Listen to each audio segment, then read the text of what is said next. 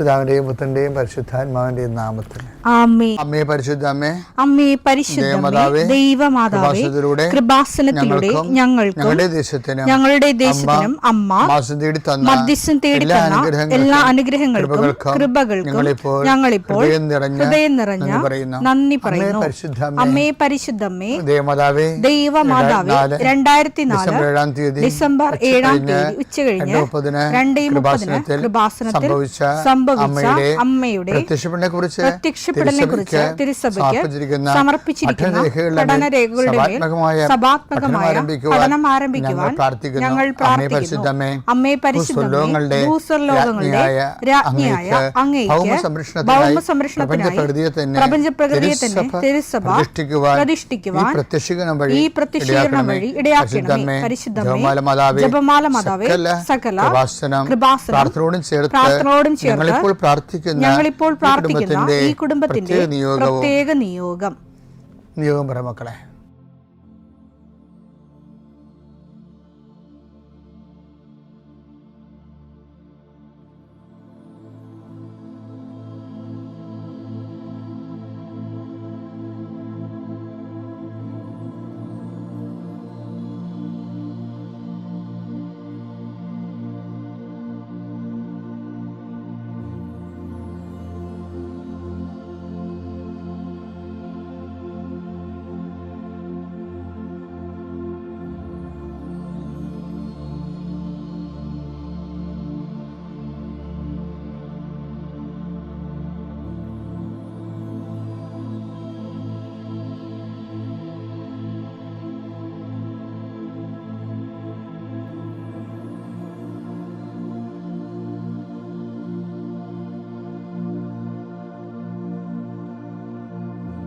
അമ്മയുടെ പ്രത്യക്ഷീകരണത്തിന്റെ ഈ അനുഗ്രഹവേളയിൽ ഞങ്ങൾക്ക് സാധിച്ചു തരുവാൻ കനിയണമേ.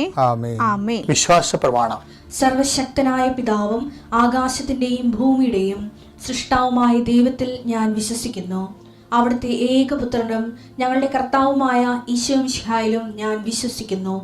ഈ പുത്രൻ പരിശുദ്ധാത്മാവിനാൽ ഗർഭസ്ഥനായി കന്യകാമറിയത്തിൽ നിന്ന് പിറന്ന് പൊന്തിയോസ് പീലാത്തോസിന്റെ കാലത്ത് പീഡകൾ സഹിച്ച് കുരിശിൽ തറയ്ക്കപ്പെട്ട് മരിച്ച് അടക്കപ്പെട്ട് പാതാളങ്ങളിൽ ഇറങ്ങി മരിച്ചവരുടെ ഇടയിൽ നിന്ന് 3-ാം നാൾ ഉയർത്ത് സ്വർഗത്തിലേക്ക് എഴുന്നള്ളി സർവശക്തിയുള്ള പിതാവായ ദൈവത്തിന്റെ വലതുഭാഗത്തിരിക്കുന്നു. അവിടെ നിന്ന് ജീവിക്കുന്നവരെയും മരിച്ചവരെയും വിധിക്കുവാൻ വരുമെന്നും ഞാൻ വിശ്വസിക്കുന്നു. പരിശുദ്ധാത്മാവിലും ഞാൻ വിശ്വസിക്കുന്നു. വിശുദ്ധ കത്തോലിക്കാ സഭയിലും പുണ്യവാന്മാരുടെ ഐക്യത്തിലും പാപങ്ങളുടെ മോചനത്തിലും ശരീരത്തിന്റെ ഉയർപ്പിലും നിത്യമായ ജീവിതത്തിലും ഞാൻ വിശ്വസിക്കുന്നു. ആമേൻ. സ്വർഗ്ഗസ്ഥനായ ഞങ്ങളുടെ പിതാവേ, അങ്ങയുടെ നാമം പൂജിതമാകണമേ. അങ്ങയുടെ രാജ്യം വരണമേ. അങ്ങയുടെ തിരുമനസ് സ്വർഗത്തിലെ പോലെ ഭൂമിയിലും ആകണമേ. അന്നു വേണ്ടുന്ന ആഹാരം ഇന്ന് ഞങ്ങൾക്ക് തരണമേ. ഞങ്ങളോട് തെറ്റ് ചെയ്യുന്നവരോട് ഞങ്ങൾ ക്ഷമിക്കുന്നത് പോലെ ഞങ്ങളുടെ തെറ്റുകൾ ഞങ്ങളോടും ക്ഷമിക്കണമേ. ഞങ്ങളെ പ്രലോഭനത്തിൽ ഉൾപ്പെടുത്തരുതേ, തിന്മയിൽ ഞങ്ങൾ രക്ഷിക്കണമേ. ആമേൻ. നന്മ നിറഞ്ഞ മറിയമേ, സ്വസ്തി. കർത്താവ് അങ്ങയുടെ കൂടെ സ്ത്രീകളിൽ അങ്ങ് അനുഗ്രഹിക്കപ്പെട്ടവളാകുന്നു. അങ്ങയുടെ ഉദരത്തിൻ ഫലമായി ഈശോ അനുഗ്രഹിക്കപ്പെട്ടവനാകുന്നു. പരിശുദ്ധ മറിയമേ, തമ്പുരാന്റെ അമ്മേ, പാപികളായ ഞങ്ങൾക്ക് വേണ്ടി ഇപ്പോഴും ഞങ്ങളുടെ മരണസമയത്തും തമ്പുരാനോട് അപേക്ഷിക്കണമേ. ആമേൻ.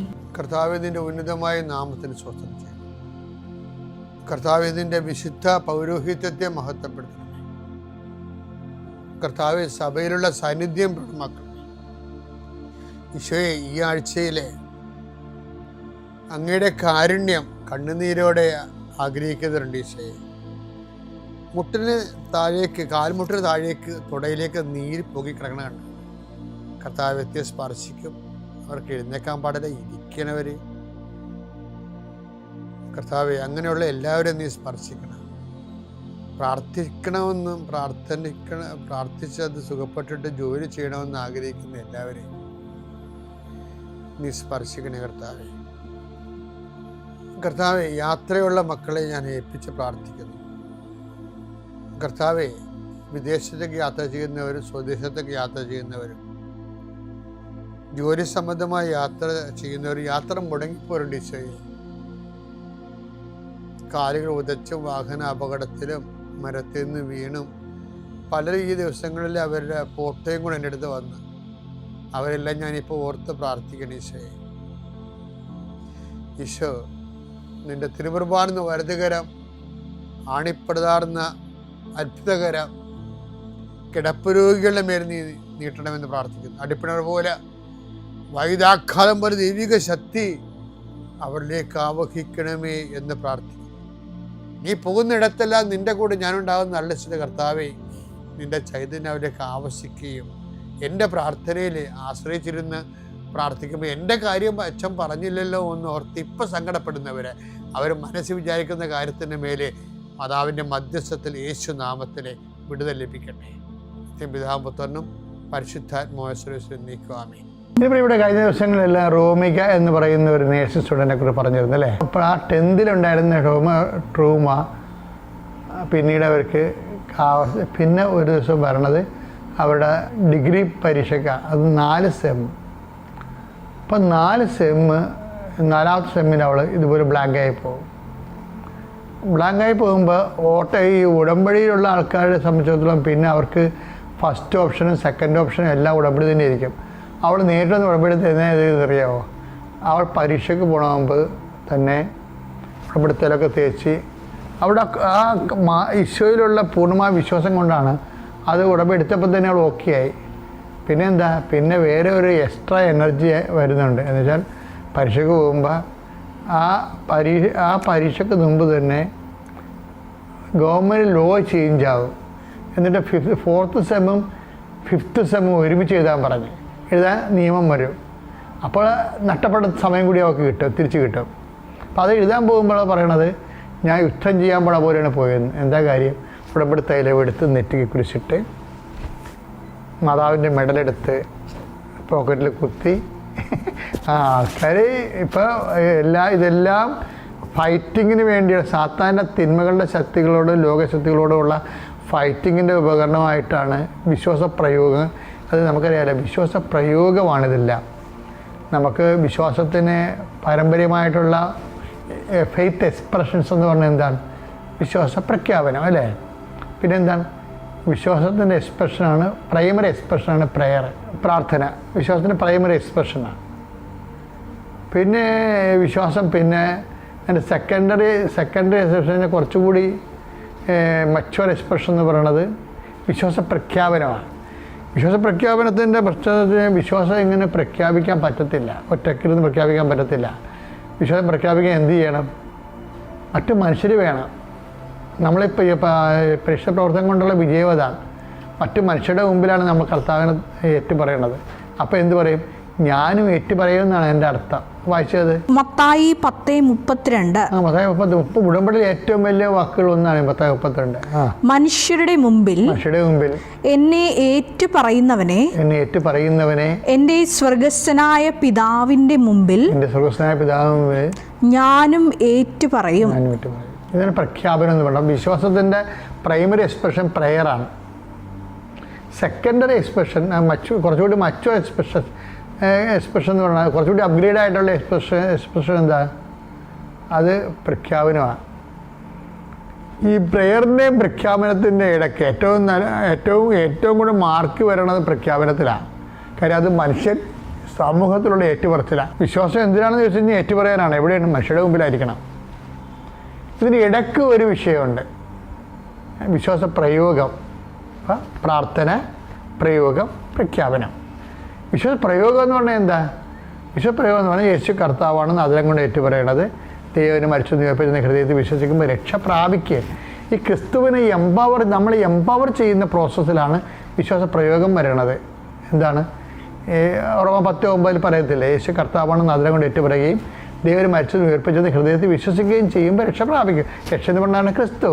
അപ്പം രക്ഷ ഏറ്റുപറയുമ്പോൾ ഈ ഏറ്റുപറച്ചിൽ തന്നെ പ്രഖ്യാപനം എന്ന് പറയുന്നത് വളരെ ഓപ്പണായിട്ടുള്ള ഏറ്റുപറച്ചിലും പ്രയോഗത്തിൽ അത് സ്വകാര്യമായിട്ടുള്ള ഏറ്റുപറച്ചിലാണ്. നമ്മൾ വിശ്വാസപ്രമാണം ചെല്ലുകയാണ് അവിടെ ചെയ്യണത്. വിശ്വാസം പ്രഖ്യാപിക്കുന്നതിന് പകരം നമ്മൾ വിശ്വാസപ്രമാണം ചെല്ലും, സ്വകാര്യമായ ഏറ്റുപറച്ചിലാണ്. വിശ്വാസപ്രമാണം ചെല്ലിയിട്ടാണ് നമ്മൾ ഈ നേർച്ച വസ്തുക്കൾ ഉപയോഗിക്കണത്. ഇപ്പോൾ ചില ആൾക്കാർ പറയും കുഴിച്ചിട്ടെന്ന് പറയും. ഞാൻ അച്ഛൻ്റെ അങ്ങനെയൊക്കെ ചില ഇതിലേക്ക് വായിക്കണില്ലേ, അച്ഛൻ്റെ നിങ്ങൾ അങ്ങനെ ചെയ്യരുത്. അത് എന്താ സംഭവിച്ചത്, കൃപാസനത്തിന് വേറെ കുറേ ഉപദ്രവങ്ങൾ ഇപ്പോൾ ആൾക്കാർ ചെയ്യുന്നുണ്ട്. ഒന്നെന്ന് പറയണത് ഈ AI-യിൽ ഇന്നത്തെ ദിവസം നിങ്ങൾക്ക് അനുഗ്രഹമാകട്ടെ, അങ്ങനെയൊന്നും ഞാൻ പറഞ്ഞിട്ടില്ല. അത് AI-യിൽ എൻ്റെ ഫോട്ടോ എടുത്തിട്ടിട്ട് അവരുടെ വായി തോന്നുന്നത് ഞാൻ പറഞ്ഞ പോലെ ആക്കിയെടുക്കുന്നതാണ്. അപ്പോൾ ആൾക്കാർ ചോദിക്കും, ജോസഫ് ഇത്രയും ചീപ്പാണ്. ഞാൻ ചീപ്പായിട്ടല്ല, ഈ വയ്യാവലിയും കൊണ്ടിരിക്കുന്ന ആൾക്കാർ ചീപ്പാണ്. അങ്ങനെ ചെയ്യരുത് നിങ്ങളൊരിക്കലും. കാര്യം അച്ഛനിൽ നിന്ന് ദൈവവചനമാണ് ആൾക്കാർ കേൾക്കണത്, അല്ലാതെ ഇങ്ങനെ ആൾക്കാരെ സൂചിപ്പിക്കാൻ പറ്റുന്ന രീതിയിൽ ഒരു പോസിറ്റീവായിട്ടുള്ള ആശംസകളല്ല ഞാൻ പറയണത്. ഞാൻ പറയണത് അവൻ പറയണ പോലെ ചെയ്യാൻ വേണ്ടി പറഞ്ഞിരിക്കുന്ന ഉടമ്പടിയുടെ ഭാഗമായിട്ട് how to live the word of God, അതാണ് പറയണത്. അതാണ് ഇതിൻ്റെ പിന്നിൽ വരണത്. അല്ല ഓരോരുത്തന്മാർ അവർക്ക് വ്യൂസ് കിട്ടാൻ വേണ്ടി ഓരോരോ ഉടായ്പകൾ പറഞ്ഞുകൊണ്ടിരിക്കും. അത് നിങ്ങളത് ചെയ്യരുത്, ഡിസ്കസ് ചെയ്യരുത്. പിന്നെ നിങ്ങളത് മനസ്സിലാക്കണം, കാണുന്നവർ മനസ്സിലാക്കണം. അതൊന്നും നെക്കി നോക്കരുത്. ജോസഫ് അങ്ങനെ പറയത്തില്ല, നിങ്ങൾക്കറിയാം. വൃത്തിപരമായിട്ട് എന്നെ അറിയാവുന്ന ആൾക്കാരാണ് ഇന്ന് ലോകത്തിലുള്ള ഈ നമ്മുടെ കൃപാസനത്തിൻ്റെ റീഡേഴ്സിൽ എല്ലാവരും അങ്ങനെ തന്നെയാണ്. അവർക്കറിയാം അച്ഛൻ എന്ത് പറയും എന്ത് പറയത്തില്ല, നിങ്ങൾക്കറിയാം. ഇപ്പം ഞാനിങ്ങനെ വായി തോന്നുന്ന ആശംസ ഒന്നും പറഞ്ഞ ആളല്ല. എനിക്കെൻ്റെ ജോലിയല്ല അത്.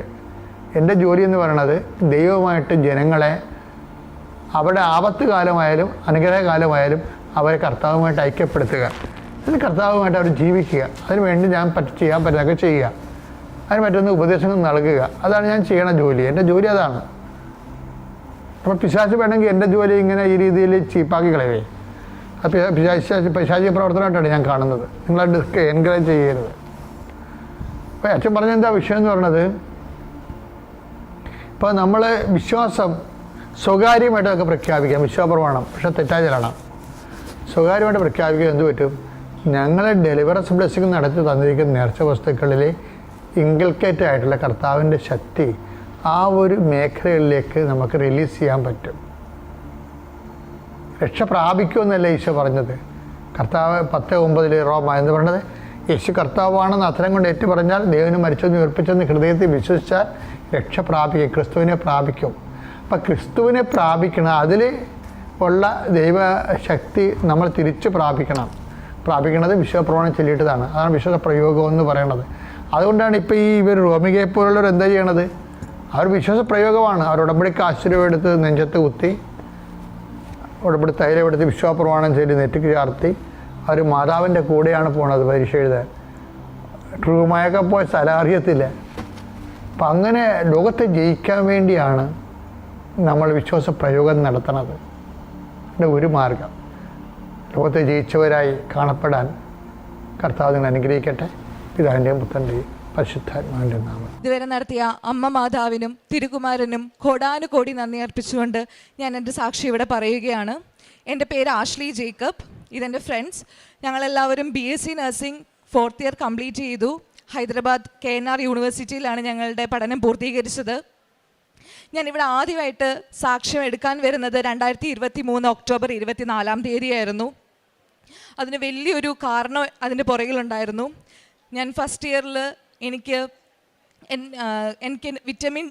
വിറ്റമിൻ ഡിയുടെ ഡെഫിഷ്യൻസി ആയിട്ട് എൻ്റെ വലത് കൈ ഭയങ്കരമായിട്ട് വേദനയും അതുപോലെ തന്നെ എൻ്റെ കൈമുട്ട് തിരിഞ്ഞു പോവുകയും ചെയ്തായിരുന്നു. ഞാൻ അവിടെയുള്ള ഡോക്ടേഴ്സിനെയൊക്കെ കൺസൾട്ട് ചെയ്തു, 2-3 ഡോക്ടേഴ്സിനെ കൺസൾട്ട് ചെയ്തു. അതിലൊരു ഡോക്ടർ പറഞ്ഞത് കുറച്ച് വർഷം കൂടെ കഴിഞ്ഞ് കഴിഞ്ഞാൽ എൻ്റെ കൈ പാരലൈസ് ആയി പോകുമെന്നാണ് പറഞ്ഞത്. അതുകൊണ്ട് തന്നെ ആ ഒരു വാക്ക് കേട്ടതോടെ തന്നെ എനിക്ക് ഭയങ്കര സ്ട്രെസ്ഡ് ആയിപ്പോയി. എനിക്ക് എന്താ ചെയ്യേണ്ടതെന്ന് അറിയാതായിപ്പോയി. എനിക്ക് BSc നഴ്സിംഗ് തുടരാൻ പറ്റുമോ, ഞാനിത് ഡ്രോപ്പ് ചെയ്യണോ? കാരണം ഈ ഒരു വർഷത്തേക്കുള്ള എക്സാം ഫീസും കാര്യങ്ങളും ഒക്കെ ഓൾറെഡി ഞാൻ ചെയ്തിട്ടുണ്ടായിരുന്നു. അപ്പോൾ ഞാൻ അമ്മയെ വിളിച്ചെന്നും കരച്ചിലായിരുന്നു. എനിക്ക് കഴിക്കാൻ പറ്റുന്നില്ല, എനിക്കൊന്നും ചെയ്യാൻ പറ്റുന്നില്ല. ഈവൻ എനിക്കൊരു ഷോള് പോലും ഇടാൻ പറ്റാത്തൊരവസ്ഥയായിരുന്നു. എൻ്റെ എല്ലാ കാര്യങ്ങളും ചെയ്തത് എൻ്റെ കൂട്ടുകാരായിരുന്നു. എനിക്ക് വാരി തരുന്നതും എൻ്റെ ബുക്കൊക്കെ എടുത്ത് വെച്ച് തരുന്നതും എല്ലാം എൻ്റെ കൂട്ടുകാരായിരുന്നു. അവിടെ വെച്ച് ഒരുപാട് ഇവരെന്നെ ഹെൽപ്പ് ചെയ്തു.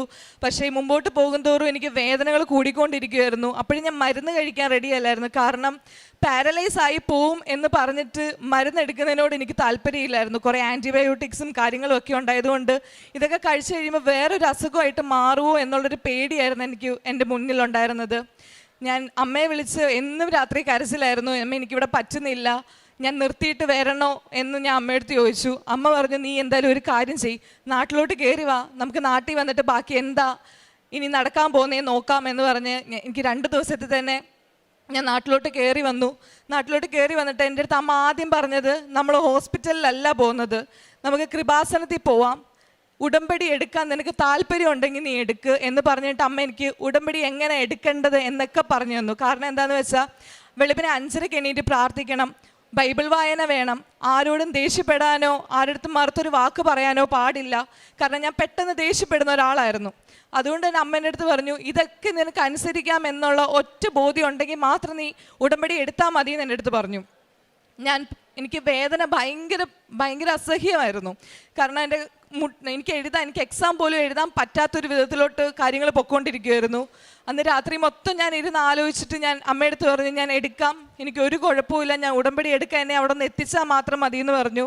ഞങ്ങൾ രാവിലെ അവിടുന്ന് ട്രെയിൻ കയറി ഞങ്ങൾ ഇവിടെ വന്ന് ഉടമ്പടി എടുത്തു. ഞാനിവിടെ വന്ന് ഉടമ്പടി എടുത്തു. പിറ്റേന്ന് തൊട്ട് ഞാൻ 5:30 എണീറ്റ് പ്രാർത്ഥിക്കാൻ തുടങ്ങി. എനിക്കറിയില്ല, വലിയൊരു അത്ഭുതമായിരുന്നു. ഞാൻ എന്ന് ഈ ഉടമ്പടി എടുത്ത് പ്രാർത്ഥിക്കാൻ തുടങ്ങിയോ അത് കഴിഞ്ഞിട്ട് എനിക്ക് എൻ്റെ വേദന ഞാൻ അറിഞ്ഞിട്ടില്ല. കാരണം ഞാൻ പ്രാർത്ഥിക്കാൻ നേരത്താണെങ്കിലും ഞാൻ അമ്മയുടെ തൈലം ഞാൻ എൻ്റെ കയ്യിൽ പരട്ടുമായിരുന്നു. അതോടൊപ്പം എനിക്ക് അമ്മ കഞ്ഞിയൊക്കെ തരുമ്പോൾ മാതാവിൻ്റെ ഇവിടുന്ന് കിട്ടുന്ന ഉപ്പ്, പ്രാർത്ഥിച്ച ഉപ്പ് അതിനകത്തൊക്കെ ഇട്ടായിരുന്നു എനിക്ക് തരുന്നത്. ഞാൻ കുറേ അധികം ഞാൻ കരഞ്ഞ് പ്രാർത്ഥിച്ചു. എന്നാലും എനിക്ക് പേടിയായിരുന്നു, ഇനി ഈ വേദന വന്നാൽ ഞാൻ എന്തു ചെയ്യും എന്നുള്ള പേടി എനിക്കുണ്ടായിരുന്നു. പക്ഷേ അതിൻ്റെ പിറ്റേന്ന് തൊട്ട് ഇവിടെ വന്ന് കഴിഞ്ഞപ്പോൾ തൊട്ട് എനിക്ക് ആ വേദന എന്താണെന്ന് ഞാൻ അറിഞ്ഞിട്ടില്ല. ഞാൻ കയ്യിൽ ബാൻഡേജ് ചുറ്റിക്കൊണ്ടായിരുന്നു നടക്കുന്നത്. വേദന അത്രയും രൂക്ഷമായതുകൊണ്ട് എനിക്കൊട്ട് താങ്ങാൻ പറ്റാത്തത് കൊണ്ടും ഞാൻ ബാൻഡേജ് ചുറ്റിയായിരുന്നു നടന്നത്. പക്ഷേ അത് കഴിഞ്ഞപ്പോൾ തൊട്ട് എനിക്ക് ബാൻഡേജിൻ്റെ ആവശ്യമേ വന്നിട്ടില്ല. ഞാൻ മരുന്ന് കഴിച്ചിട്ടില്ല, ബാൻഡേജ് പിന്നെ ചുറ്റിയിട്ടില്ല, ഒന്നും തന്നെ ചെയ്തിട്ടില്ല. മാതാവിൻ്റെ പ്രാർത്ഥനയും കാര്യങ്ങളും ഉടമ്പടിയിലെ ഓരോ കാര്യങ്ങളും മുമ്പോട്ട് കൊണ്ടുപോകുക തന്നെ ചെയ്തു. അങ്ങനെ ഞാൻ ഹോസ്റ്റലിൽ തിരിച്ചു പോയപ്പോൾ എനിക്ക് പേടിയായിരുന്നു. എൻ്റെ എക്സാം എഴുതാൻ പറ്റുമോ എന്നുള്ളൊരു പേടിയായിരുന്നു. ഞാൻ ഇവരുടെ അടുത്ത് ഈ കാര്യങ്ങളൊക്കെ പറഞ്ഞു. ഇവരും എന്നോടൊപ്പം ഫുൾ സപ്പോർട്ടായിട്ട് നിന്നു. ഇവരും പറഞ്ഞു, എടി നമുക്കെല്ലാവർക്കും, നീ ഒറ്റയ്ക്കായിട്ട് പ്രാർത്ഥിക്കേണ്ട, നമുക്കെല്ലാവർക്കും ഒന്നിച്ചിരുന്ന് പ്രാർത്ഥിച്ചാൽ മതി. ഒന്നിച്ചിരുന്ന് പ്രാർത്ഥിക്കുമ്പോൾ ദൈവമാതാവ് പെട്ടെന്ന് വിളി കേൾക്കും. നമുക്കെല്ലാവർക്കും രാവിലെ 5:30 നമുക്ക് ഒന്നിച്ചിരുന്ന് പ്രാർത്ഥിക്കാം. അതോടൊപ്പം തന്നെ വൈകുന്നേരങ്ങളിൽ നമുക്ക് ഒന്നിച്ചിരുന്ന് പ്രാർത്ഥിക്കാം. നമുക്ക് ഒന്നിച്ചിരുന്ന് തന്നെ എല്ലാ കാര്യങ്ങളും മുമ്പോട്ട് കൊണ്ടുപോകുമെന്ന് പറഞ്ഞു. അന്ന് തൊട്ട് ഇന്ന് ഈ നിമിഷം വരെ ആയാലും എനിക്ക് എൻ്റെ മാതാവ് വേദന എന്താണെന്ന് അറിയിച്ചിട്ടില്ല. കൈമുട്ട് കുറച്ച് തിരിഞ്ഞിട്ടുണ്ടെങ്കിലും എനിക്ക് വേദന എന്താണെന്ന് അറിഞ്ഞിട്ടില്ല. അത് വലിയൊരു കാര്യമാണ് എനിക്കുണ്ടായത്. അതുപോലെ തന്നെ എൻ്റെ പ്രാർത്ഥന കേൾക്കുന്നതിനോടൊപ്പം തന്നെ എൻ്റെ കൂട്ടുകാരുടെ ഓരോ പ്രാർത്ഥനകളും മാതാവ് കേട്ടിട്ടുണ്ടായിരുന്നു. അവർക്ക് വേണ്ടത് എന്താണെന്ന് വെച്ചാലും അവർ പ്രാർത്ഥിക്കുന്ന സമയത്ത് അമ്മ മാതാവ് നടത്തി കൊടുക്കുമായിരുന്നു. ഞങ്ങളെല്ലാവരും ഒരുമിച്ചിരുന്ന് തന്നെയായിരുന്നു എപ്പോഴും പ്രാർത്ഥിക്കുന്നത്. ഞങ്ങൾ അലാം വെച്ച് 5:30 എണീച്ച് അച്ഛൻ്റെ പ്രാർത്ഥന എപ്പോഴും കേൾക്കും. അതുപോലെ തന്നെ അതേപോലെ തന്നെ ഒരു പ്രശ്നമായിരുന്നു ഞങ്ങളുടെ 4th ഇയറിൻ്റെ എക്സാം എന്നുള്ളത്. ഞാൻ 2nd ഇയർ തൊട്ടാണെങ്കിൽ ഞാൻ 1st ഇയർ കഴിഞ്ഞിട്ടാണ് ഞാൻ ഇവിടെ വന്ന് ഉടമ്പടി എടുക്കുന്നത്. അത് കഴിഞ്ഞപ്പോൾ തൊട്ടായാലും എനിക്ക് നല്ല മാർക്കോടെ ഞാൻ ഉടമ്പടി എടുത്തിട്ടുണ്ട്. എനിക്കും എൻ്റെ കൂട്ടുകാർക്ക് നല്ല മാർക്കോടെ തന്നെയായിരുന്നു അമ്മ മാതാവ് പാസ്സാക്കിയിട്ടുള്ളത്. ഡിസ്റ്റിങ്ഷനോടെ തന്നെ അമ്മ മാതാവ് ഞങ്ങളെ പാസ്സാക്കി. പക്ഷേ 4th ഇയറിലെ എക്സാം ടൈം ആയപ്പോഴത്തേക്ക് ഞങ്ങൾക്ക് ഭയങ്കര പേടിയായിപ്പോയി. കാരണം ഈ 4th ഇയറിൻ്റെ എക്സാം എന്ന് പറയുന്നത് 6 മാസം ഞങ്ങൾക്ക് ഇൻറ്റേൺഷിപ്പ് ആയിരിക്കും. ഇൻറ്റേൺഷിപ്പ് എന്ന് പറഞ്ഞാൽ 6 മാസത്തിൽ ജോലി മാത്രമേ ഉള്ളൂ. പഠിക്കാനായാലും ക്ലാസ്സിന് പോകാനാണെങ്കിലും ഒന്നും ഞങ്ങൾക്ക് പറ്റുകയില്ല. ഞങ്ങൾ ഈ ഇൻറ്റേൺഷിപ്പ് കഴിഞ്ഞ് നൈറ്റ് ഡ്യൂട്ടി ഒക്കെ ആയിരിക്കും മിക്ക ദിവസങ്ങളിലും. നൈറ്റ് ഡ്യൂട്ടി കഴിഞ്ഞ് ഞങ്ങൾ വന്ന് കിടന്ന് ഉറങ്ങും. കാരണം അത്രയും ക്ഷീണമായിരിക്കും. ഞങ്ങൾക്ക് പഠിക്കാനായിട്ടോ ഓരോന്ന് ഞങ്ങളുടെ ക്വസ്റ്റ്യൻ പേപ്പർ റെഫർ ചെയ്യാനായിട്ടോ ഒന്നും ഞങ്ങൾക്ക് സാധിക്കത്തില്ലായിരുന്നു.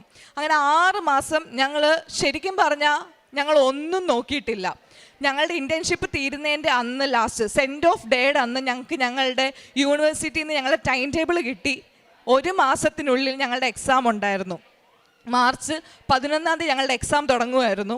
ഞങ്ങൾ കൂട്ടി നോക്കിയപ്പോൾ വെറും 29 ദിവസം മാത്രമേ ഞങ്ങളുടെ കയ്യിലുള്ളൂ. 4 സബ്ജക്റ്റ് ഉണ്ട്. ഈ 4 സബ്ജക്റ്റിൽ ഒരു സബ്ജക്റ്റ് പോലും ഞങ്ങൾക്ക് അറിയത്തില്ല.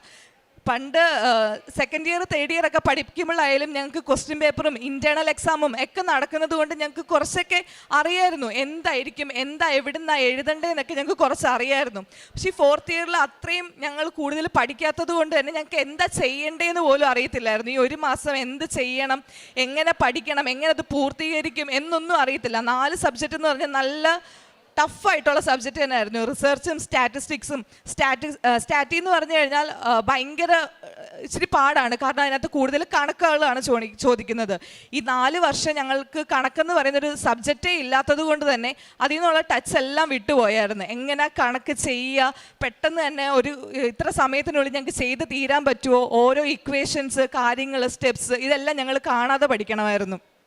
കാണാതെ പഠിക്കുകയാണെങ്കിൽ പോലും മനസ്സിലാക്കി പോലും ഞങ്ങൾക്ക് പഠിക്കാനുള്ള ശേഷി ഞങ്ങൾക്ക് ഇല്ലായിരുന്നു. കാരണം ഞങ്ങൾക്ക് സമയമില്ല എന്നുള്ളൊരു ഒറ്റ മൈൻഡ് മാത്രമേ ഉള്ളായിരുന്നു ഞങ്ങൾക്ക്. അത് കഴിഞ്ഞിട്ട് ഞങ്ങൾ വിചാരിച്ചു രണ്ടും കൽപ്പിച്ച് നമുക്ക് പഠിച്ചു തുടങ്ങാം, നമ്മളുടെ ഭാഗത്തു നിന്നുള്ളത് നമുക്ക് ഇടാം, ബാക്കിയെല്ലാം ഇനി മാതാവ് നോക്കിക്കോളൂ എന്ന് പറഞ്ഞ് തന്നെ ഞങ്ങളുടെ എക്സാമിൻ്റെ ഒരു പാറ്റേൺ, ഞങ്ങളുടെ ടൈം ടേബിൾ ഞങ്ങൾ തന്നെ ഉണ്ടാക്കി. ഈ ഒരു സബ്ജക്റ്റ് ഇത്ര ദിവസത്തിനുള്ളിൽ തീർക്കാം, ഇത്ര ദിവസത്തിനുള്ളിൽ അടുത്ത സബ്ജക്റ്റ് എടുക്കാം എന്നുള്ളത് ഞങ്ങൾ തന്നെ ഒരു ടൈം ടേബിൾ പോലെ ഉണ്ടാക്കി. ഞങ്ങളുടെ സീനിയേഴ്സൊക്കെ പറയുന്നത് 4th ഇയറിൽ ഞങ്ങൾക്ക് കമ്മ്യൂണിറ്റി എന്ന് പറയുന്നൊരു സബ്ജക്റ്റ് ഉണ്ട്. ഈ കമ്മ്യൂണിറ്റി എക്സാം എന്ന് പറയുന്നത് വിജയശതമാനം ഭയങ്കര കുറവുള്ളൊരു സബ്ജക്റ്റാണ്. നമുക്ക് ആദ്യം ക്വസ്റ്റ്യൻ പേപ്പർ കിട്ടുമ്പോൾ എളുപ്പമാണെന്നൊക്കെ തോന്നിയാലും സീനിയേഴ്സിനായാലും എല്ലാവർക്കും പോയിട്ടുള്ളത് കൂടുതലും കമ്മ്യൂണിറ്റി എന്ന് പറയുന്നൊരു സബ്ജക്റ്റായിരുന്നു. അതുപോലെ തന്നെ ഞങ്ങൾക്ക് OBG കഴിഞ്ഞിട്ട് ഒറ്റ ദിവസം മാത്രമേ ഉള്ളായിരുന്നു കമ്മ്യൂണിറ്റി എക്സാം പഠിക്കാനുള്ള സമയം. OBG എക്സാമൊക്കെ കഴിഞ്ഞു. OBG എക്സാം കഴിഞ്ഞിട്ട് ഞങ്ങൾ ജസ്റ്റ് ഒന്ന് ഉറങ്ങി എണീറ്റപ്പോൾ തൊട്ട് ഞങ്ങൾക്ക് അറിയത്തില്ല ഞങ്ങൾ കമ്മ്യൂണിറ്റി എന്ത് ചെയ്യും, എങ്ങനെ എഴുതി തുടങ്ങും എന്നൊന്നും ഞങ്ങൾക്ക് അറിയത്തില്ല. കാരണം ഒരു ചാപ്റ്റർ തന്നെ പ്രോഗ്രാംസ് എന്ന് പറയുന്ന ഒരു ചാപ്റ്ററാണ്. അതിനകത്ത് നമ്മൾ ഇയറും കാര്യങ്ങളും എല്ലാം കാണാതെ പഠിച്ചെഴുതേണ്ട ഒരു സാധനമാണ്. ഞങ്ങൾക്കൊന്നും അറിയത്തില്ല. ആ ഒരു ചാപ്റ്ററിൽ നിന്ന് ഞങ്ങൾക്ക് എന്ത് ചോദിച്ചാലും ഞങ്ങൾക്ക് അറിയത്തില്ല. ഞങ്ങൾ ക്വസ്റ്റ്യൻ പേപ്പർ റെഫർ ചെയ്തപ്പോൾ 2018 തൊട്ടുള്ള ക്വസ്റ്റ്യൻ പേപ്പർ ഞങ്ങൾ റെഫർ ചെയ്യുന്നുണ്ടായിരുന്നു. ഈ 2018 തൊട്ട് 24 വരെയുള്ള ക്വസ്റ്റ്യൻ പേപ്പറിൽ ഒന്നിലും ഈ പ്രോഗ്രാംസ് ചോദിക്കാതെ ഇരുന്നിട്ടില്ല. ഈവൻ സപ്ലിമെൻ്ററി എക്സാമിനാണെങ്കിൽ പോലും ഈ ക്വസ്റ്റ്യൻസ് എല്ലാം ചോദിച്ചിട്ടുണ്ട്. അപ്പോൾ നമ്മൾ വിചാരിച്ചു ഓക്കെ അത് എന്തുവായാലും വരും, പക്ഷെ ഞങ്ങൾക്ക് പഠിക്കാനുള്ള സമയമില്ല, അത് പഠിച്ചാലോട്ട് ഞങ്ങൾ ഓർത്തിരിക്കത്തുമില്ല. ഞങ്ങളപ്പോൾ വിചാരിച്ചു നമുക്കൊരു കാര്യം ചെയ്യാം, നമുക്ക് ഈ ഒരു പേപ്പറിനകത്ത് എഴുതിയിട്ട് നമുക്ക് മാതാവിൻ്റെ മുമ്പിൽ അത് വെക്കാം. കാരണം ഞാനിവിടെ ലാസ്റ്റായിട്ട് ഉടമ്പടി പുതുക്കാൻ വന്ന സമയത്ത് എനിക്ക് അവിടുന്ന് ടോക്കൺ കിട്ടിയായിരുന്നു. അപ്പോൾ എൻ്റെ പ്രാർത്ഥന മൊത്തം മാതാവിനെ തരണേ, മാതാവിൻ്റെ രൂപം എനിക്ക് പിടിക്കാൻ പറ്റണേ എന്നുള്ളൊരു മനസ്സായിരുന്നു എൻ്റെ. പക്ഷേ എനിക്ക് മാതാവിനെ കിട്ടിയില്ല, പകരം എനിക്ക് മെഴുകുതിരിയായിരുന്നു കിട്ടിയത്. അപ്പോൾ ചന്ദനത്തിരിയായിരുന്നു കിട്ടിയത്. അപ്പോൾ ഞാൻ ഓർത്തു സാരമില്ല, കുഴപ്പമില്ല, അതിനിയും ഇതെങ്കിലും കിട്ടിയല്ലോ എന്ന് വിചാരിച്ച് സമാധാനിച്ച് ഫ്രണ്ടിലത്തെ കൗണ്ടറിൻ്റെ മുമ്പിൽ പോയപ്പോൾ അവിടെ അമ്മ മാതാവിൻ്റെ രൂപം ഇരിക്കുന്നത് കണ്ടു. ശരിക്കും പറഞ്ഞാൽ ആ രൂപം കണ്ടതോടെ ഞാൻ അമ്മയടുത്ത് പറഞ്ഞു, അമ്മ എനിക്ക് എന്തൊക്കെ വന്നാലും എനിക്ക് ആ രൂപം വേണം. കാരണം എന്താണെന്ന് വെച്ചാൽ എനിക്കിപ്പോൾ കിട്ടാതെ പോയത് അമ്മ മാതാവിൻ്റെ രൂപമാണ്. എനിക്കപ്പോൾ എപ്പോഴായാലും എനിക്ക് പ്രാർത്ഥിക്കാം, അമ്മ മാതാവിനോട് സംസാരിക്കണമെങ്കിൽ ആ രൂപത്തെ നോക്കി എനിക്ക് സംസാരിക്കാം, എനിക്ക് തൊടാം എന്നൊക്കെ പറഞ്ഞ് ഞാൻ ആ രൂപം വാങ്ങിച്ചുകൊണ്ടാണ് ഇവിടെ പോയത്. ആ രൂപം വാങ്ങിച്ച സമയത്ത് അവിടെ ഫ്രണ്ടിലിരുന്ന് ഞാൻ ആ രൂപം വാങ്ങിച്ച സമയത്ത് ഒരു ചേച്ചി എൻ്റെ അടുത്ത് വന്ന് പറഞ്ഞു, മോളെ ഈ രൂപം നീ വാങ്ങിച്ചതാണോ എന്ന് ചോദിച്ചു. ഞാൻ പറഞ്ഞു അതെ, ഈ രൂപം ഞാൻ വാങ്ങിച്ചതാണ്. അപ്പോൾ എൻ്റെ അടുത്ത് ആ ചേച്ചി പറഞ്ഞു, ഈ രൂപം വെറുതെ ചുമ്മാ തറയല്ലോ അല്ലെങ്കിൽ ടേബിളിൻ്റെ മണ്ടയ്ക്കോ വെക്കാതെ ഇവിടുന്ന് കിട്ടുന്ന നീല പട്ടിൻ്റെ തുണിയുടെ മണ്ടയ്ക്ക് വെക്കണമെന്ന് പറഞ്ഞു. അങ്ങനെ ഞാൻ ആ പട്ടിൻ്റെ തുണിയെല്ലാം വാങ്ങിച്ച് ഞാൻ ഹൈദരാബാദിൽ കൊണ്ടുപോയി ഞാൻ എൻ്റെ ഹോസ്റ്റൽ റൂമിൽ ഞങ്ങൾ മാതാവിന് വേണ്ടി പ്രാർത്ഥിക്കാൻ വേണ്ടിയിട്ടുള്ളൊരു മാതാവിന് വേണ്ടിയിട്ട് മാത്രമുള്ളൊരു പ്രെയർ റൂം പോലെ, പ്രെയർ ഏരിയ പോലെ ഞങ്ങൾ തന്നെ സെറ്റ് ചെയ്തു. ഈ തുണികളെല്ലാം വെച്ചിട്ട് ഞങ്ങൾ തന്നെ സെറ്റ് ചെയ്തു. അവിടെ മെഴുകുതിരിയും കാര്യങ്ങളും എല്ലാം വെച്ചിട്ട് അത് നല്ല രീതിയിൽ തന്നെ അലങ്കരിച്ച് ഞങ്ങളവിടെ വെച്ച് ഞങ്ങളവിടെ പ്രാർത്ഥിച്ചു. അപ്പം ഞങ്ങൾ പറഞ്ഞു ഈ എഴുതിയ പേപ്പർ നമുക്ക് എഴുതിയിട്ട് നമുക്ക് മാതാവിൻ്റെ രൂപത്തിൻ്റെ അവിടെ വെച്ച് പ്രാർത്ഥിക്കാം, ഉറപ്പാണ് നമുക്ക് കിട്ടും, നമുക്ക് എന്തെങ്കിലുമൊക്കെ ക്വസ്റ്റ്യൻസ് അതിനകത്തുനിന്ന് കിട്ടും, നമുക്ക് ജയിക്കാനുള്ളത് നമുക്ക് അതിനകത്ത് കിട്ടുമെന്ന് ഞങ്ങൾ പറഞ്ഞു. ഞങ്ങളെല്ലാ ഫ്രണ്ട്സും കൂടി ഇരുന്ന് ഞങ്ങളെല്ലാവരും ഞങ്ങൾക്ക് ആർക്കൊക്കെ ഏതൊക്കെ സബ്ജക്റ്റ് അല്ലെങ്കിൽ ഏതൊക്കെ ടോപ്പിക്ക് നമുക്ക് അതിനകത്തുനിന്ന് ചോദിക്കാം, അല്ലെങ്കിൽ ഈസി ആയിട്ടുള്ള കാര്യങ്ങളെല്ലാം ഒരു ടോപ്പിക്ക് പോലെ ഞങ്ങൾ എഴുതി വെച്ചു. SIക്ക് ഇതുപോലെ വരണം, 5 മാർക്കിന് ഇതുപോലെ വരണം, ഞങ്ങളൊരു ടോപ്പിക്ക് പോലെ എഴുതി വെച്ചു. ആ എഴുതി വെച്ച് കഴിഞ്ഞ് ഞങ്ങളെല്ലാവരും മുട്ടുകുത്തി എന്ന് പ്രാർത്ഥിച്ചു. ഞങ്ങൾ 36 മലയാളീസ് ഉണ്ട് ഞങ്ങളുടെ ബാച്ചിൽ. ഞങ്ങളെല്ലാവരും ഒരേപോലെ മാതാവിൻ്റെ തിരി കത്തിച്ച് വെച്ചിട്ട് ഞങ്ങൾ പ്രാർത്ഥിച്ചു. അറിയില്ല എക്സാമിന് കയറുന്നതിന് മുമ്പായാലും എക്സാമിന് പോകുന്നതിന് മുമ്പായാലും ഞങ്ങൾ ഏതൊരു എക്സാമിനോ ഏതൊരു നല്ല കാര്യത്തിനോ പോകുന്നതിന് മുമ്പ് ഞാൻ ഉടമ്പടി എടുത്തതുകൊണ്ട് ഞാനായിരിക്കും ഇവരുടെ എല്ലാം നെറ്റിയിൽ എണ്ണ തേച്ച് കൊടുക്കുന്നതും അതുപോലെ തന്നെ ഉപ്പും കൊടുത്ത് വിടാറുണ്ട്. ഞങ്ങളുടെ എല്ലാവരുടെയും സീറ്റിൻ്റെ അവിടെ ഇടാൻ വേണ്ടിയിട്ട് എണ്ണ തേച്ച് കൊടുത്തു. പതിവ് പോലെ എന്നും ഞങ്ങൾ എക്സാമിന് ഇറങ്ങിക്കഴിഞ്ഞ് ഞാൻ എക്സാം ഹോളിലിരിക്കുക. ഞാൻ ഏറ്റവും ഫ്രണ്ട് ബെഞ്ചിലായിരുന്നു ഞാൻ ഇരുന്നത്. കാരണം എൻ്റെ പേര് A വെച്ച് സ്റ്റാർട്ട് ചെയ്യുന്നതുകൊണ്ട് ഞാനായിരുന്നു ഏറ്റവും ആദ്യം ഇരുന്ന വ്യക്തി. അപ്പോൾ എനിക്ക് ഭയങ്കര പേടിയായിപ്പോയി. ക്യാമറയുടെ നേരെയാണ് ഞാൻ ഇരിക്കുന്നത്, എനിക്ക് എന്തെങ്കിലും സംശയം വന്നാൽ പോലും ചോദിക്കാൻ പോലും പറ്റാത്തൊരവസ്ഥയായിരുന്നു അത്. ഞാനാണെങ്കിൽ ഇങ്ങനെ ഇരുന്ന്, അപ്പോൾ ക്വസ്റ്റ്യൻ പേപ്പർ ഞങ്ങൾക്ക് കിട്ടി. ക്വസ്റ്റ്യൻ പേപ്പർ ഞങ്ങൾക്ക് കിട്ടി കഴിഞ്ഞിട്ട് ഞാൻ ക്വസ്റ്റ്യൻ പേപ്പറിലോട്ട് നോക്കിയപ്പോൾ ശരിക്കും ഭയങ്കര ഒരു അത്ഭുതമായിരുന്നു എനിക്കുണ്ടായത്. ഞാൻ ക്വസ്റ്റ്യൻ പേപ്പറിലോട്ട് നോക്കിക്കഴിഞ്ഞിട്ട് ഞാൻ ഇവരെ നോക്കിയിട്ട് കണ്ണടച്ച് കാണിച്ചു, പേടിക്കണ്ട, എല്ലാം ഓക്കെയാണ്. കാരണം ഞങ്ങൾ ആ എഴുതി വെച്ചത് മാതാവിനൊരു സോഫ്റ്റ് കോപ്പി എങ്ങനെയാണോ ഞങ്ങൾ മാതാവിന് കൊടുത്തത്, അതിൻ്റെ ഒരു ഹാർഡ് കോപ്പി ഞങ്ങൾക്ക് യൂണിവേഴ്സിറ്റിയിൽ നിന്ന് കിട്ടിയ പോലെയായിരുന്നു. ഞങ്ങൾക്ക് എന്ത് ക്വസ്റ്റ്യൻ ഏത് രീതിയിൽ വേണോ അതേ രീതിയിലാണ് മാതാവ് ഞങ്ങൾക്ക് ആ ക്വസ്റ്റ്യൻ പേപ്പർ തിരിച്ചു തന്നത്. എസ്സേക്ക് ഏത് ക്വസ്റ്റ്യൻ വേണമെന്ന് ഞങ്ങൾ ആഗ്രഹിച്ചോ ആ 2 ക്വസ്റ്റ്യനും അതുപോലെ തന്നെ വന്നു. 5 മാർക്കിൻ്റെ ഏത് ക്വസ്റ്റ്യന് വേണമെന്ന് ആഗ്രഹിച്ചോ 7 ക്വസ്റ്റ്യൻസും അതേപോലെ വന്നു. 2 മാർക്കും അതുപോലെ തന്നെ. അതെങ്ങനെയാണെന്ന് ഞങ്ങൾക്ക് അറിയത്തില്ല. എല്ലാ വർഷവും ചോദിക്കുന്ന പ്രോഗ്രാംസ് എന്ന് പറയുന്ന ചാപ്റ്റർ ഞങ്ങൾ ചോദിക്കല്ലേ എന്ന് മാതാവിനോട് പറഞ്ഞതും ആ ഒരൊറ്റ ക്വസ്റ്റ്യൻ പോലും 2 മാർക്കിൽ പോലും മാതാവ് ഇയറിനെ പറ്റിയിട്ടോ പ്രോഗ്രാംസിനെ പറ്റിയിട്ടോ ഞങ്ങളുടെ അടുത്ത് ചോദിച്ചിട്ടില്ല. ഞങ്ങൾക്ക് ഭയങ്കര അത്ഭുതമായിരുന്നു. ഞങ്ങളുടെ എക്സാം കഴിഞ്ഞ് ഇറങ്ങിയപ്പോൾ തന്നെ ഞങ്ങൾ കരഞ്ഞുകൊണ്ടാണ് ഇറങ്ങിയത്. അപ്പോൾ മാംസൊക്കെ വിചാരിച്ചു ടഫ് ആയതുകൊണ്ടാണോ കരയുന്നതെന്ന് ചോദിച്ചപ്പോൾ ഞങ്ങൾ പറഞ്ഞു അല്ല എന്ന് പറഞ്ഞിട്ട് ഞങ്ങൾ ഓടി ഈ മാതാവ് ഇരിക്കുന്ന സ്ഥലത്തോട്ടാണ് ഞങ്ങൾ പോയത്. ഞങ്ങൾ ഏത് എക്സാം കഴിഞ്ഞാലും ഞങ്ങൾ ആദ്യം വീട്ടിൽ വിളിക്കാനോ അല്ലെങ്കിൽ ഭക്ഷണം കഴിക്കാനോ വെള്ളം കുടിക്കാനോ ഒന്നുമല്ല ഞങ്ങൾ പോകുന്നത്. ഞങ്ങൾ ആദ്യം ഓടി പോകുന്നത് മാതാവിൻ്റെ അടുത്ത് പോയിട്ട് ഞങ്ങൾ പ്രാർത്ഥിക്കും, അമ്മ മാതാവേ ഞങ്ങൾക്ക് നല്ല മാർഗോടെ ജയിപ്പിച്ചു തരണേ, ഞങ്ങൾക്ക് എല്ലാവർക്കും അമ്മ മാതാവിൻ്റെ ഈ മുമ്പിൽ വന്ന് ഞങ്ങൾക്ക് സാക്ഷ്യം പറയാൻ യോഗ്യതപ്പെടുത്തണമേ. അതുപോലെ തന്നെ ഞങ്ങൾക്ക് ഞങ്ങളുടെ പേപ്പറുകൾ എന്ത് തെറ്റുണ്ടായെങ്കിലും അത് അമ്മ മാതാവ് അവിടുന്ന് ശരിയാക്കി ഞങ്ങളുടെ പേപ്പറുകൾ നോക്കണേ എന്നായിരുന്നു ഞങ്ങൾ പ്രാർത്ഥിക്കാറുള്ളത്. അപ്പം ഞങ്ങൾ എക്സാം എല്ലാം കഴിഞ്ഞു. അത് ഭയങ്കര ഒരു അത്ഭുതമായിട്ടായിരുന്നു ഞങ്ങൾക്ക് തോന്നിയത്. സമയത്തിൻ്റെ കാര്യമാണെങ്കിലും ഞങ്ങൾ ഏത് സബ്ജക്റ്റിന് റിസർച്ചും സ്റ്റാറ്റിസ്റ്റിക്സും 2 സബ്ജക്റ്റ് 3 മണിക്കൂറിനുള്ളിൽ എഴുതി തീർക്കണം. സ്റ്റാറ്റിക്കകത്ത് കണക്കുണ്ട്. അപ്പം ഞങ്ങൾക്ക് ഒരിക്കലും ഉറപ്പില്ല. എല്ലാ ചേച്ചിമാരും പറയാറുണ്ട് സ്റ്റാറ്റിക്കാർക്ക് സമയം കിട്ടാറില്ല, കാരണം എന്താണെന്ന് വെച്ചാൽ ഇത്രയും കണക്ക് നിങ്ങൾക്ക് ചെയ്യണമല്ലോ എന്നുള്ളത് വെച്ചിട്ട്. ഞങ്ങൾ ഏത് വിഷയത്തിനാണോ ഞങ്ങൾക്ക് സമയം കിട്ടില്ല എന്ന് വിചാരിച്ചത് ആ വിഷയം ഞങ്ങളെ എല്ലാവരെയും ഒരു 15 മിനിറ്റ് മുമ്പേ ഞങ്ങൾ അത് എഴുതി തീർത്തു. അപ്പം ഞങ്ങൾ ക്വസ്റ്റ്യൻ പേപ്പർ ഇങ്ങനെ മറിച്ചും തിരിച്ചും ഒക്കെ നോക്കി. ഞങ്ങൾ ഏതെങ്കിലും ക്വസ്റ്റ്യൻസ് ഞാനിങ്ങനെ എഴുതി കഴിഞ്ഞിട്ട് ഞാനിങ്ങനെ ക്വസ്റ്റ്യൻ പേപ്പർ നോക്കി, ഞാൻ ഏതെങ്കിലും ക്വസ്റ്റ്യൻ വിട്ടിട്ടുണ്ടോ എന്ന് നോക്കി. എനിക്ക് പിന്നെയും 15 മിനിറ്റ് പിന്നെയും കിടക്കുക. ആദ്യമായിട്ട് ഞാൻ പിന്നെയും ബാക്കിയുള്ള ക്വസ്റ്റ്യൻസ് ബാക്കിയുള്ളതും എനിക്കറിയായിരുന്നു, അതും ഞാൻ എഴുതി വെച്ചു. 15 മിനിറ്റ് എനിക്ക് കിട്ടി. ബാക്കിയുള്ളവരുടെ അടുത്ത് ഇറങ്ങിയപ്പോൾ എല്ലാവർക്കും ഒരേപോലെ 10 മിനിറ്റ് 15 മിനിറ്റ് മുമ്പേ അവരും എഴുതി തീർത്തായിരുന്നു. എല്ലാ സ്റ്റുഡൻസിനും നല്ല രീതിയിൽ തന്നെ ടൈം മാനേജ്മെൻറ്റ് ഞങ്ങൾക്ക് ആ സബ്ജക്റ്റിന് കിട്ടിയിട്ടുണ്ടായിരുന്നു. ലാസ്റ്റ് എക്സാം ആയിരുന്നു ഞങ്ങളുടെ നഴ്സിംഗ് മാനേജ്മെൻറ്റ്. നഴ്സിംഗ് മാനേജ്മെൻറ്റ് എക്സാമിന് ഞങ്ങൾക്ക് വലിയൊരു പ്രശ്നമായിരുന്നു ഞങ്ങൾ നേരിട്ടത്. കാരണം എന്താണെന്ന് വെച്ചാൽ ഞങ്ങൾ 2018 തൊട്ടുള്ള പേപ്പറാണ് എല്ലാ സബ്ജക്റ്റിനും ഞങ്ങൾ റെഫർ ചെയ്യാറുള്ളത്. ക്വസ്റ്റ്യൻ പേപ്പേഴ്സ് 2018 തൊട്ടുള്ള മെയിനും സപ്ലിമെൻ്ററി എല്ലാ എക്സാമും ഞങ്ങൾ റെഫർ ചെയ്യും. പക്ഷേ ഈ വട്ടം വന്ന നഴ്സിംഗ് മാനേജ്മെൻറ്റിൻ്റെ ക്വസ്റ്റ്യൻ എന്ന് പറയുന്നത് തികച്ചും വ്യത്യസ്തമായിട്ടുള്ള ക്വസ്റ്റ്യൻസ് ആയിരുന്നു. ഞങ്ങൾക്ക് ഇത് ക്വസ്റ്റ്യൻസ് ഏതാ എന്ന് മനസ്സിലാക്കാത്ത വിധത്തിലുള്ളൊരു ക്വസ്റ്റ്യൻസ് ആയിരുന്നു ഞങ്ങൾക്ക് വന്നിട്ടുള്ളത്. എന്നിട്ട് ഞാൻ ഈ നഴ്സിംഗ് മാനേജ്മെൻറ്റ് എക്സാം എഴുതാൻ പോകുന്നതിന് മുമ്പ് ടെക്സ്റ്റ് ജസ്റ്റ് ഒന്ന് റെഫർ ചെയ്യാൻ വേണ്ടിയിട്ട് ടെക്സ്റ്റ് തുറന്നു വെച്ച് പഠിച്ചു.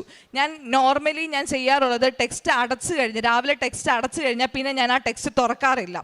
ആ ടെക്സ്റ്റ് ഞാൻ എന്നും ചെയ്യുന്ന പോലെ തന്നെ ടെക്സ്റ്റ് തുറന്നു വെച്ച് ഒരു ടൈം ആയപ്പോൾ ഞാൻ അടച്ചു വെച്ചത് മാതാവിൻ്റെ ഇവിടുന്ന് തന്ന പത്രം ഉണ്ട് എൻ്റെ കയ്യിൽ. ആ പത്രം ഞാൻ ഏതെങ്കിലുമൊക്കെ എനിക്ക് പാടുള്ള സബ്ജക്റ്റിലൊക്കെ ആണെങ്കിൽ ഞാൻ മാതാവിൻ്റെ പത്രം വെക്കാറുണ്ട്. മാതാവിൻ്റെ പത്രം എനിക്ക് കിട്ടി. ആ പത്രം വെച്ചിട്ട് ഞാൻ ടെക്സ്റ്റ് അടച്ചു വെച്ചിട്ട് ഞാൻ ഇറങ്ങി കഴിഞ്ഞപ്പോൾ എൻ്റെ മനസ്സിലിങ്ങനെ പറയുന്നുണ്ട്, ഒന്നുകൂടെ പോയി നോക്ക്, എന്തോ ഒരു എനർജി പോലെ എനിക്ക് കിട്ടുന്നുണ്ട്, ഒന്നുകൂടെ പോയി നോക്ക്, അത് പോയി നോക്ക് എന്ന് പറയുന്നുണ്ട്. ആ മടക്കി വെച്ചത് ഏതാണോ അവിടെ പോയി ഒന്ന് നോക്കെന്ന് പറയുന്നുണ്ട്. ഞാൻ വാതിലിൻ്റെ അവിടെ വരെ ഇറങ്ങി ഞാൻ തിരിച്ചു കയറി വന്നിട്ട് ടേബിളിൽ നിന്ന് ഞാൻ മടക്കി വെച്ച ടെക്സ്റ്റ് എടുത്തു. മാതാവിൻ്റെ പത്രം എവിടെയാണോ ഇരുന്നത് അത് നൂത്ത് വെച്ച് നോക്കി.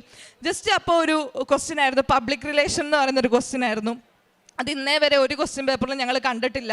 സമയമില്ലാത്തത് കൊണ്ട് തന്നെ ഞങ്ങൾ ജസ്റ്റ് സബ് ടോപ്പിക്സ് മാത്രം നോക്കിയിട്ട് ഞാൻ ഇവരുടെ അടുത്ത് പറഞ്ഞു, ജസ്റ്റ് ഈ സബ് ടോപ്പിക്ക് ഒരു 10-12 എണ്ണം ഉണ്ടായിരുന്നു, ജസ്റ്റ് ഇതൊന്ന് ഓർത്ത് വെച്ചേക്കെ, ചോദിച്ചാലോ എന്ന് ഞാൻ പറഞ്ഞു. ആ സബ് ടോപ്പിക്സ് പെട്ടെന്ന് ഞങ്ങൾ ജസ്റ്റ് ഒന്ന് റിവൈസ് ചെയ്തു, ഇറങ്ങി. ക്വസ്റ്റ്യൻ പേപ്പർ കിട്ടിക്കഴിഞ്ഞപ്പോൾ എസ്സേ ആയിട്ട് വന്നത് ഈ പബ്ലിക് റിലേഷൻ എന്ന് പറയുന്ന ക്വസ്റ്റ്യൻ ആയിരുന്നു. അതിന് സബ് ടോപ്പിക്സ് ഞങ്ങൾക്ക് അറിയാവുന്നത് കൊണ്ട് ഞങ്ങൾക്ക് അത് അറ്റൻഡെങ്കിലും ചെയ്യാൻ പറ്റി. അല്ല എന്നുണ്ടെങ്കിൽ ഞങ്ങൾക്ക് അതുപോലും ചെയ്യാൻ പറ്റത്തില്ലായിരുന്നു. എന്താണ്, കുറേ ഔട്ട് ഓഫ് സിലബസ് ഉണ്ടായിരുന്നു. ഞങ്ങൾക്ക് എങ്ങനെ എഴുതണ്ടേന്ന് പോലും അറിയത്തില്ല. പക്ഷേ എഴുതി തുടങ്ങിയപ്പോൾ എങ്ങനെയൊക്കെയോ എഴുതി ലാസ്റ്റ് വന്നു കഴിഞ്ഞ് ലാസ്റ്റ് പേജ് തീരാറായി കഴിഞ്ഞിട്ട് എൻ്റെ കയ്യിൽ കാശ് രൂപം ഉണ്ടായിരുന്നു. കാശ് രൂപത്തെ തൊട്ട് ഞാൻ അമ്മയടുത്ത് പറഞ്ഞു, എന്താ എന്തുവാ എഴുതിയെന്നോ ഒന്നും എനിക്ക് അറിഞ്ഞുകൂടാ, അമ്മ മാതാവ് ജയിപ്പിച്ച് തരണമെന്ന് പറഞ്ഞിട്ട് ഓരോ പേപ്പറിലും ഞാൻ ആ കാശ് രൂപം വെച്ചിട്ട് കുരിശ് വരച്ചിട്ടാണ് ഞാൻ എൻ്റെ പേപ്പർ കൊടുത്തത്. നേരെ വന്നു, എല്ലാവർക്കും ഭയങ്കര വിഷമമായിരുന്നു. കാരണം നല്ല പാടുള്ള സബ്ജക്റ്റായിരുന്നു. ഞങ്ങൾക്ക് ഇത്ര എഴുതിയതിൽ ഏറ്റവും കൂടുതൽ പാടുള്ള സബ്ജക്റ്റ് ഞങ്ങൾക്ക് തോന്നിയത് നഴ്സിംഗ് മാനേജ്മെൻ്റ് ആയിരുന്നു.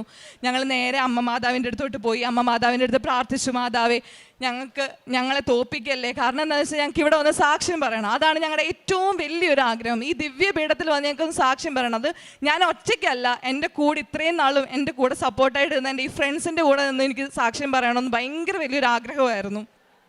അത് എനിക്ക് ഒരുക്കി തരണേ, അമ്മ മാതാവ് ഞങ്ങൾക്ക് നോക്കി തരണേ, പരീക്ഷിക്കല്ലേ എന്ന് മാത്രം ഇങ്ങനെ പ്രാർത്ഥിച്ചുകൊണ്ടേ ഇരിക്കുമായിരുന്നു. എക്സാം എല്ലാം കഴിഞ്ഞു. ഞങ്ങളെല്ലാം ഇങ്ങനെ റിസൾട്ടിന് വേണ്ടിയൊക്കെ വെയിറ്റ് ചെയ്തുകൊണ്ടിരിക്കുക. അത് കഴിഞ്ഞിട്ട് ഞങ്ങൾക്ക് പ്രാക്ടിക്കൽസ് വന്നു. പ്രാക്ടിക്കൽസും കുറേ ബുദ്ധിമുട്ടുകളും പ്രശ്നങ്ങളും എല്ലാം ഞങ്ങൾക്ക് നേരിടേണ്ടി വന്നായിരുന്നു. പക്ഷേ അതെല്ലാം ഒരു രീതിയിൽ പോയി. ഞങ്ങൾക്ക് എക്സാം കഴിഞ്ഞ 2 ആഴ്ചയ്ക്ക് മുമ്പാണ് ഞങ്ങളുടെ റിസൾട്ട് വന്നത്. ഞങ്ങൾക്ക് എല്ലാവർക്കും നല്ല മാർക്കോടെ, ഞങ്ങൾക്ക് 2 പേർക്ക് ഡിസ്റ്റിങ്ഷനും ബാക്കി എല്ലാവർക്കും ഫസ്റ്റ് ക്ലാസ്സോടെ മാതാവ് ജയിപ്പിച്ചു. നല്ല മാർക്കോട് തന്നെയാണ് ജയിപ്പിച്ചത്. അപ്പോഴും ഞങ്ങൾക്ക് തോന്നുന്നത് നഴ്സിംഗ് മാനേജ്മെൻറ്റിന് ഞങ്ങൾക്ക് മെമ്മോ ഇതുവരെയായിട്ടും കിട്ടിയിട്ടില്ല. സോ ഞങ്ങൾക്ക് മെമ്മോ കിട്ടിയിട്ട് വേണം ഞങ്ങളുടെ മാനേജ്മെൻറ്റിൻ്റെ മാർക്ക് കാണാൻ. കാരണം അത് പാസ്സെങ്കിലും ആയിട്ടുണ്ടാവുമല്ലോ, കാരണം അല്ലാതെ നമുക്കൊരിക്കലും ഫസ്റ്റ് ക്ലാസ്സിനും ഡിസ്റ്റിങ്ഷനും കിട്ടത്തില്ല. ഞങ്ങൾക്ക് ആ മാർക്കാണ് ഞങ്ങൾക്ക് കൂടുതലും ഞങ്ങൾ വെയിറ്റ് ചെയ്തിരിക്കുന്നതും. അതോടൊപ്പം ഞങ്ങൾ പ്രാർത്ഥിച്ച കാര്യം കമ്മ്യൂണിറ്റിക്ക് ഞങ്ങൾക്ക് ഇപ്പോഴും നല്ല ഉറപ്പാണ്, ഞങ്ങൾക്ക് കമ്മ്യൂണിറ്റിക്ക് എല്ലാവർക്കും നല്ല മാർക്ക് തന്നെയായിരിക്കും. കാരണം എന്താണെന്നറിയില്ല, ഞങ്ങൾ കൊടുത്ത ക്വസ്റ്റ്യൻസ് തന്നെയാണ് മാതാവ് ഞങ്ങൾക്ക് തിരിച്ചു തന്നത്. അതുപോലെ തന്നെ എൻ്റെ കൂട്ടുകാരിക്ക് അവൾക്ക് ഇതുപോലെ നെക്കിൻ്റെ അവിടുന്ന് അവൾക്കും മസിൽ പെയിൻ ആയിട്ട് അവൾ ഹോസ്പിറ്റലിൽ പോയേക്കുമായിരുന്നു. ഹോസ്പിറ്റലൊക്കെ പോയിട്ടും അവൾക്ക് നാട്ടിലോട്ട് പോകാൻ പറ്റാത്തൊരവസ്ഥയായിരുന്നു. ആ അവസ്ഥയിലും എക്സാമിൻ്റെ ടൈം ആയതുകൊണ്ട് നാട്ടിലോട്ട് വരാൻ പറ്റത്തില്ലായിരുന്നു. അപ്പോൾ അവൾ എൻ്റെ അടുത്ത് വന്നിട്ട് പറയും, എടി എനിക്കൊന്ന് കുരിശ് വരച്ച് തരുമോ, എണ്ണ വെച്ചിട്ട് കുരിശ് വരച്ച് തരുമോ എന്ന് ചോദിച്ചു. ഞാൻ എല്ലാ എക്സാമിൻ്റെ മുമ്പിലും ഞാൻ അവൾക്ക് കുരിശ് വരച്ച് കൊടുക്കുമായിരുന്നു. അവൾ തിരിച്ചിറങ്ങി വന്നിട്ട് പറയാറുള്ളത്, എങ്ങനെയെന്ന് അറിയത്തില്ല, അത്രയും സമയം ഞാൻ എൻ്റെ വേദനയെ പറ്റി അറിഞ്ഞിട്ടേ ഇല്ല, എനിക്കത് എങ്ങനെയാണെന്ന് അറിയത്തില്ല, ആ വേദന എനിക്ക് വന്നിട്ടില്ല എന്ന് അവൾ എൻ്റെ അടുത്ത് പറയുന്നത്. അതൊക്കെ എനിക്ക് ശരിക്കും ഒരു പ്രൗഡ് മൊമെൻ്റ് ആയിരുന്നു. പിന്നീട് ഇവിടുന്ന് തന്ന പത്രങ്ങൾ ഞാൻ എൻ്റെ എല്ലാ ഹോസ്റ്റലിലെ എല്ലാ വിശ്വാസികൾക്കും ഞാൻ എൻ്റെ പത്രങ്ങൾ കൊണ്ട് കൊടുക്കുമായിരുന്നു. എല്ലാവരുടെ അടുത്തും ഞാൻ പറയും, ഇതുപോലെ കൃപാസനം ഇങ്ങനൊരു പള്ളിയുണ്ട്, അവിടെ പോയി പ്രാർത്ഥിച്ചാൽ, ഇപ്പോൾ ആർക്കെങ്കിലും ജോലി ഇല്ലാത്തതാണെങ്കിൽ ഉറപ്പായിട്ട് നിങ്ങൾ പോയി പ്രാർത്ഥിച്ചോ, അല്ലെങ്കിൽ നിങ്ങൾക്ക് എന്തെങ്കിലും വിഷമങ്ങളുണ്ടോ, നിങ്ങൾക്ക് പഠിക്കുന്ന കാര്യത്തിൽ എന്തെങ്കിലും ബുദ്ധിമുട്ടുണ്ടോ, എല്ലാം നിങ്ങൾ പോയി പ്രാർത്ഥിച്ചോ. ജൂനിയേഴ്സിൻ്റെ അടുത്താണെങ്കിലും ഞാൻ ഈ പത്രം കൊടുത്തിട്ട് ഞാൻ പറയും, നിങ്ങൾ ഒന്നും കൊണ്ടും വിഷമിക്കേണ്ട, നിങ്ങൾക്ക് വിശ്വാസം ഉണ്ട് എന്നുണ്ടെങ്കിൽ നിങ്ങൾക്ക് ധൈര്യമായിട്ട് പോയി അമ്മ മാതാവിൻ്റെ അടുത്ത് പറയാം, അമ്മ മാതാവ് നടത്തി തരും എന്നുള്ളൊരു ഇത് ഞാൻ എല്ലാവരുടെ അടുത്തും പറയാറുണ്ട്. അതുപോലെ തന്നെ ഞങ്ങൾക്ക് കൂടുതൽ ഞങ്ങളെ ശക്തീകരിച്ചൊരു വാക്യമായിരുന്നു സെഫാനിയ 3:17. എൻ്റെ ദൈവമായ കർത്താവ് വിജയം നൽകുന്ന യോദ്ധാവ് നിൻ്റെ മധ്യയുണ്ട്. ആ ഒരു വാക്യം ഞങ്ങളെല്ലാവരും ഉരുവിട്ടൊരു 3 തവണയെങ്കിലും പറഞ്ഞിട്ടാണ് ഞങ്ങളുടെ എക്സാമിന് പോകുന്നത്. എക്സാമിൻ്റെ ഇടയിൽ വെച്ചിട്ടാണെങ്കിലും ഇങ്ങനെ പറയും, കർത്താവ് ഞങ്ങളുടെ മധ്യയിൽ കാണണമേ, ഞങ്ങളെ ജയിപ്പിച്ച് തരണമേ എന്നുള്ളൊരു പ്രാർത്ഥന ചൊല്ലിയാണ് ഞങ്ങളെല്ലാ എക്സാമും ഇതുവരെയായിട്ട് അപ്പിയർ ചെയ്തിട്ടുള്ളത്. അതുപോലെ തന്നെ ഒരു വലിയ റിസൾട്ട് തന്നെ ഞങ്ങൾക്ക് തന്നു. ഞങ്ങൾക്ക് ഇന്ന് ഈ ദിവ്യപീഠത്തിൽ വന്ന് ഞങ്ങളുടെ സാക്ഷ്യം, ഞങ്ങളുടെ ഏറ്റവും വലിയ എനിക്ക് എൻ്റെ ജീവിതത്തിൽ തന്നെ ഏറ്റവും വലിയ ആഗ്രഹം എന്ന് തന്നെ പറയാം, ഇവിടെ വന്നിട്ട് എൻ്റെ മാതാവിൻ്റെ മുമ്പിൽ നിന്നിട്ടുള്ള സാക്ഷ്യം, അത് ഞങ്ങൾക്ക് എല്ലാവർക്കും കൂടെ പറയാൻ പറ്റി. അതിന് തന്നെ ഒരുപാട് നന്ദി അമ്മ മാതാവിനും തിരുക്കുമാരനും ഒരുപാട് നന്ദി അറിയിച്ചുകൊള്ളുന്നു. മത്തായിയുടെ സുവിശേഷം 18-ാം അധ്യായം 19 മുതലുള്ള വാക്യങ്ങൾ. വീണ്ടും ഞാൻ നിങ്ങളോട് പറയുന്നു, ഭൂമിയിൽ നിങ്ങളിൽ 2 പേർ യോജിച്ച് ചോദിക്കുന്ന ഏത് കാര്യവും എൻ്റെ സ്വർഗസ്ഥനായ പിതാവ് നിറവേറ്റിത്തരും. എന്തെന്നാൽ 2-3 പേർ എൻ്റെ നാമത്തിൽ ഒരുമിച്ച് കൂടുന്നിടത്ത് അവരുടെ മധ്യേ ഞാനുണ്ടായിരിക്കും. പരിശുദ്ധ അമ്മയുടെ പ്രത്യക്ഷീകരണ സാക്ഷിയായിട്ട് ആഷ്ലി ജേക്കബ് തൻ്റെ അനുഭവ സാക്ഷി നമുക്ക് മുമ്പിൽ പങ്കുവെക്കുകയായിരുന്നു. ഈ മകളുടെ വാക്കുകളിൽ തന്നെ എല്ലാ കാര്യങ്ങളും നമുക്ക് വ്യക്തമായിരുന്നു. എപ്രകാരമാണ് പരിശുദ്ധ അമ്മയുടെ പ്രത്യക്ഷീകരണ സാക്ഷിയായിട്ട് ഈ മകളെയും കൂട്ടുകാരെയും ഈ അൾത്താരയ്ക്ക് മുമ്പിൽ അമ്മ നിർത്തിയിരിക്കുന്നത്. BSc നഴ്സിംഗ് കഴിഞ്ഞ ഈ മകളും കൂട്ടുകാരുമായിരിക്കും. അത് ആദ്യമേ തന്നെ ഈ മകൾക്ക് ലഭിച്ച രോഗസൗഖ്യം തന്നെയാണ് ഈ മകളെ പൂർണ്ണമായിട്ടും പരിശുദ്ധ അമ്മയിലേക്ക് അടുപ്പിക്കുകയും അതോടൊപ്പം തന്നെ ഒരുമിച്ച് കൂട്ടമായിട്ട് കൂട്ടുകാരൊക്കെ ആയിട്ട് ഒരുമിച്ചിരുന്ന് പ്രാർത്ഥിക്കുവാനായിട്ട് ഈ മകളെയും കൂട്ടുകാരെയൊക്കെ പരിശുദ്ധ അമ്മ സഹായിക്കുകയൊക്കെ ചെയ്യുന്നത്. അതുപോലെ തന്നെ ഇവരുടെയൊക്കെ ഫോർത്ത് സെമസ്റ്ററായ ലാസ്റ്റ് എക്സാമോടെ പാസ്സാകുവാനായിട്ട് അത് അവസാനത്തെ ഒരു മാസത്തിനുള്ളിൽ ടൈം ടേബിൾ വരികയും അത് സമയത്തിൻ്റെ ചുരുക്കത്തിൽ തന്നെയാണെങ്കിലും പരിശുദ്ധ അമ്മ ഈ മക്കൾക്ക് എപ്പോഴും ഒരു ആശ്രയമായിട്ട് ഉണ്ടായിരുന്നു.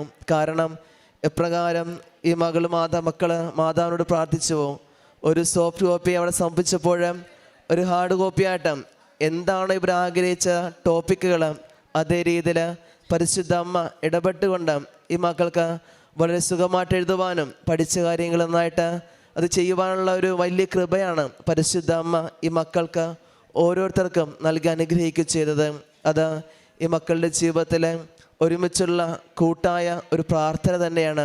ഈ പ്രാർത്ഥന പരിശുദ്ധ അമ്മ കേൾക്കുകയും പരിശുദ്ധ അമ്മ ഇവർക്ക് ഒരു കൂട്ടായ്മ കൊണ്ട് ഒരു വലിയൊരു ആത്മീയമായ ധൈര്യവും എന്തിനേയും നേരിടാനുള്ള ഒരു വലിയ ശക്തി കൂടിയാണ് പരിശുദ്ധ അമ്മയിലൂടെ ഈ മക്കൾക്ക് ലഭിക്കുകയും ചെയ്തത്.